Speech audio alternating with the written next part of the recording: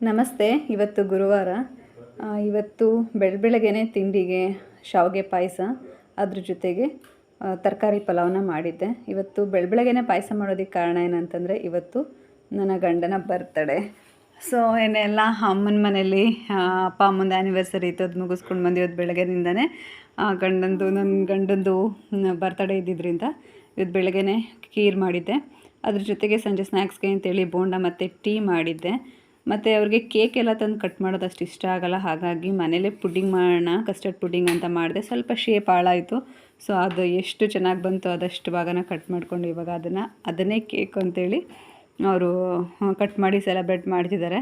ಅವ್ರಿಗೆ ಕೇಕ್ ಅನ್ನೋದಕ್ಕಿಂತ ಈ ಥರ ಪುಡ್ಡಿಂಗ್ ಅಂದರೆ ತುಂಬ ಇಷ್ಟ ಆಗುತ್ತೆ. ಸೊ ಹಾಗಾಗಿ ಇವತ್ತು ಪುಡ್ಡಿಂಗ್ನೇ ಕಟ್ ಮಾಡಿಸಿದ್ವಿ. ನಮ್ಮ ಅತ್ತೆನೂ ಕೂಡ ಬಂದಿದ್ದರು. ಸೊ ಸಿಂಪಲ್ಲಾಗಿ ನಾವಿವತ್ತು ಅವ್ರ ಬರ್ಡೇ ಸೆಲೆಬ್ರೇಷನ್ನ ಮಾಡಿದ್ವಿ ಅಂತಲೇ ಹೇಳ್ಬೋದು.